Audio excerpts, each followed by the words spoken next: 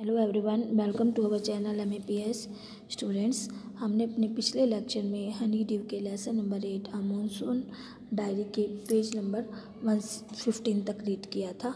आज हम रीड करेंगे page number 116। It is the last day of August and the lush monsoon growth has reached its peak. Peak का meaning होता है शिखर और लश का मीनिंग होता है हरा भरा।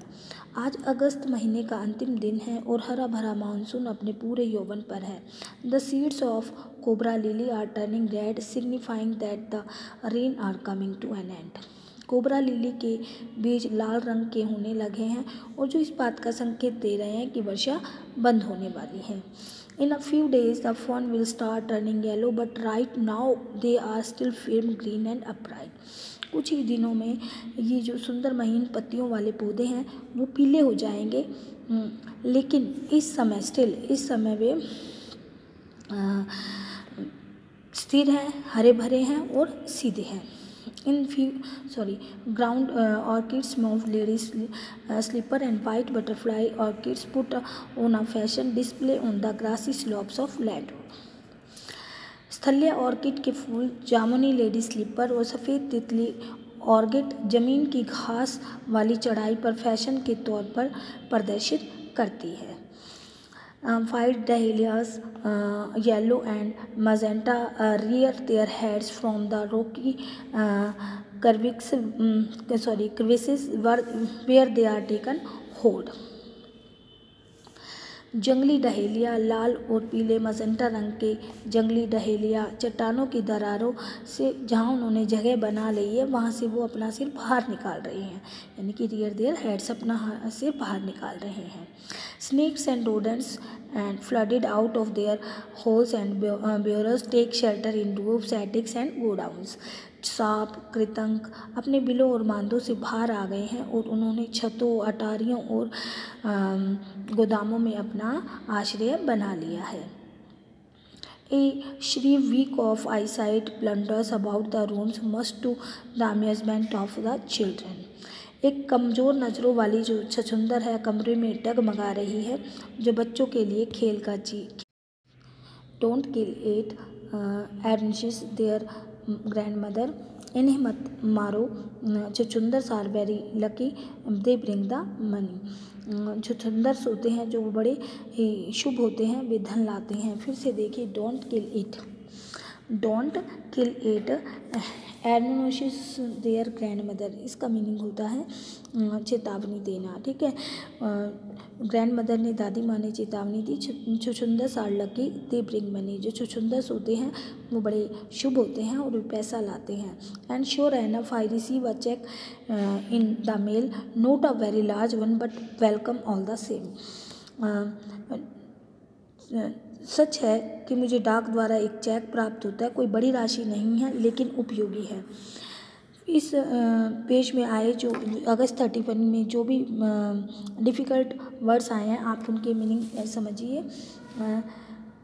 पीक का मीनिंग होता है शिखर और लश का मीनिंग होता है हरा भरा। ठीक है, और सिग्निफाइंग का मीनिंग होता है दर्शाते हुए। और नेक्स्ट है रोकी यानी कि चट्टाने। ठीक है, October 3 we have gone straight from monsoon into winter rain, snow at a higher altitudes.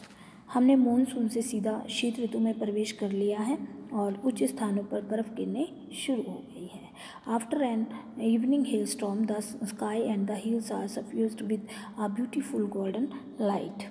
एक शाम की ओलावृष्टि यानी कि हेल स्टॉर्म, एक शाम की ओलावृष्टि के बाद आकाश और पहाड़ियाँ हैं सुंदर सुनहरे प्रकाश से भर गए हैं। January 26 winter rain in the hills, in the hushed silence of house when I am quite alone and my friend who was here has gone. It was lonely, very quiet, and I sit in a liquid silence, a silence within, surrounded by the rhythm of rain and the steady drifts of water on leaves, on lemons, on the roof, drumming on branches, dahlias, and window panes. While the mist holds the house in a dark chaos, as I paused near a window, the rain stops and starts again. Winter rains in hills, पहाड़ियों में शीतकालीन वर्षा। In the huge silence of the house, घर के सन्नाटे में। When I am quite alone, जब मैं बिल्कुल अकेला हूँ। And my friend who was here has gone, मेरा मित्र जो यहाँ था चला गया। And it was very lonely, ये बड़ा सूनापन है, एकाकीपन है। वेरी क्वाइट, बिल्कुल खामोशी है। As I sit in the liquid silence, a silence within, मैं पिघला देने वाले उस सन्नाटे में बैठा हूँ, अंदरूनी खामोशी में बैठा हूँ। Surrounded by the rhythm of rain, चारों ओर से स्थायी रूप से वर्षा की लय, यानी कि वर्षा की लय, रिदम का मीनिंग होता है लय आ रही है, ठीक है। And the steady swift of water on leaves, on lemons और on roofs, drumming on drenches, dahlias and window panes, और पत्तियों और नींबू के वृक्षों पर, छत पर भीगे डहेलिया और खिड़की के शीशों पर गिरते हुए पानी का निरंतर शोर। घर में जो धुंध है वो पूरे घर को घेरे हुए है।